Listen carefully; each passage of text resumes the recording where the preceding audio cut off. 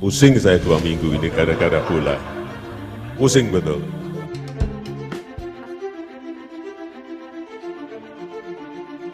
Kecewa lah, kita sudah menyiapkan sejak awal kok. Kan tinggal beberapa catatan saja yang bisa kita lakukan. Kita cuma pengen main bola, bukan main politik.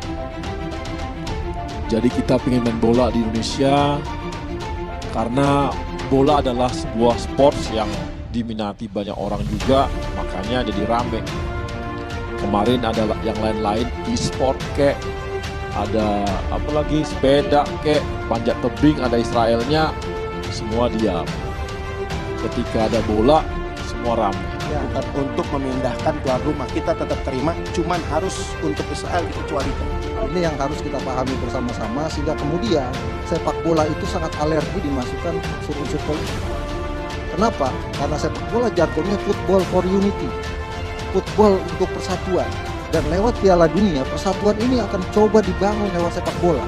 Imbas FIFA batalkan Piala Dunia U20, Jokowi diprediksi makin kuat dukung Prabowo. Ya, kalau dibilang sebuah intervensi, ya, kita lihat kalau banyak sekali FIFA itu menghukum ketika ada intervensi government gitu.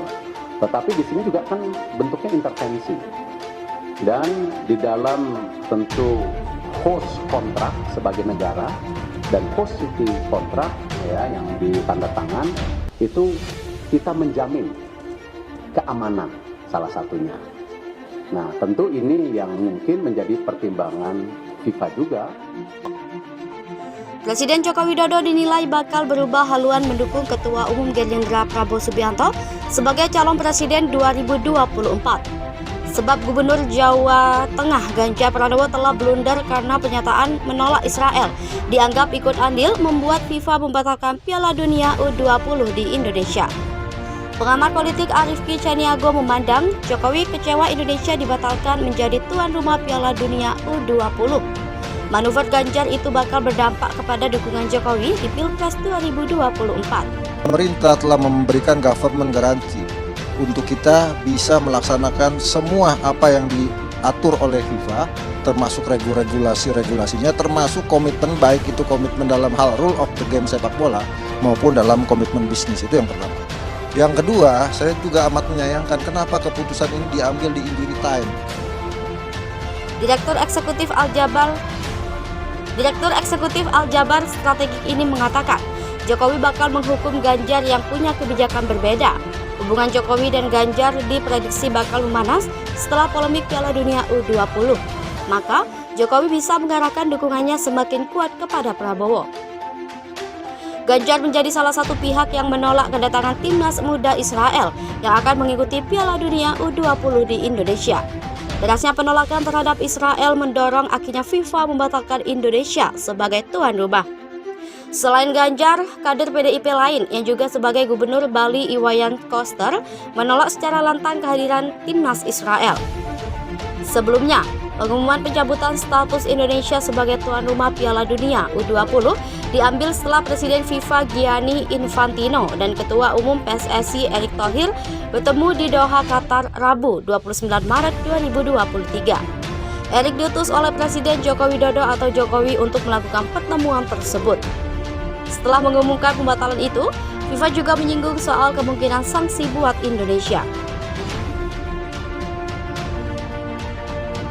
Pembatalan Indonesia jadi tuan rumah Piala Dunia U20 bukan karena stadion bermasalah. Pembatalan Indonesia menjadi tuan rumah Piala Dunia U20 2023 bukan karena permasalahan stadion atau kesiapan infrastruktur lainnya.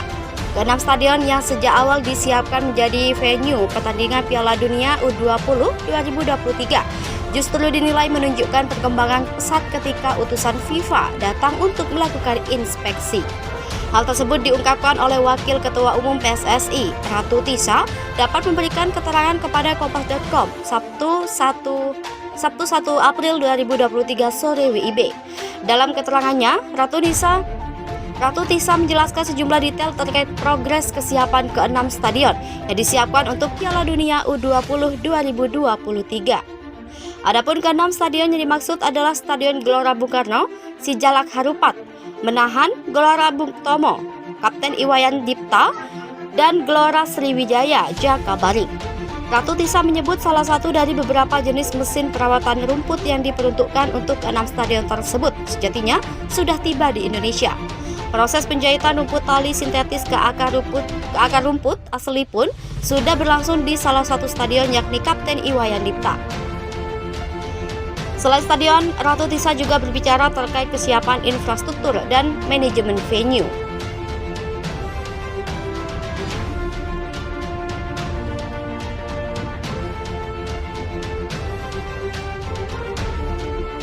FIFA yang melakukan inspeksi terakhir pada 21 sampai 27 Maret pun telah memberikan apresiasi atas perkembangan pesat tersebut, terutama dalam hal infrastruktur.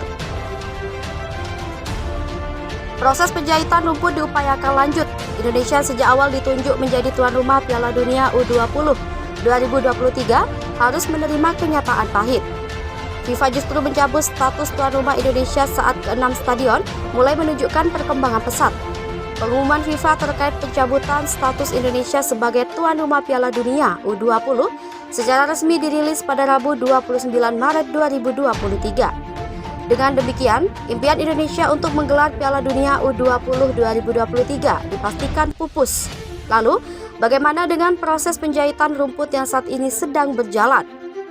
Ratu Tisa menjelaskan bahwa proses penjahitan yang rencananya terlaksana di 6 stadion Piala Dunia U20 2023 akan diupayakan untuk tetap berlanjut.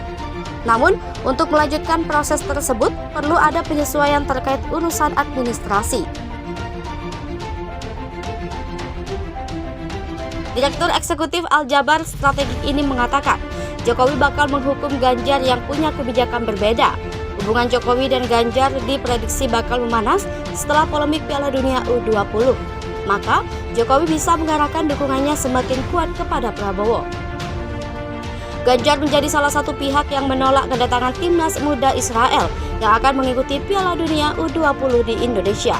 Derasnya penolakan terhadap Israel mendorong akhirnya FIFA membatalkan Indonesia sebagai tuan rumah. Selain Ganjar, kader PDIP lain yang juga sebagai Gubernur Bali Iwayan Koster menolak secara lantang kehadiran timnas Israel.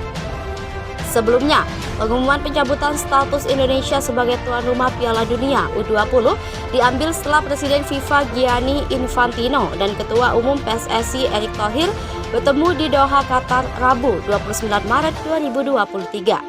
Erick diutus oleh Presiden Joko Widodo atau Jokowi untuk melakukan pertemuan tersebut. Setelah mengumumkan pembatalan itu, FIFA juga menyinggung soal kemungkinan sanksi buat Indonesia.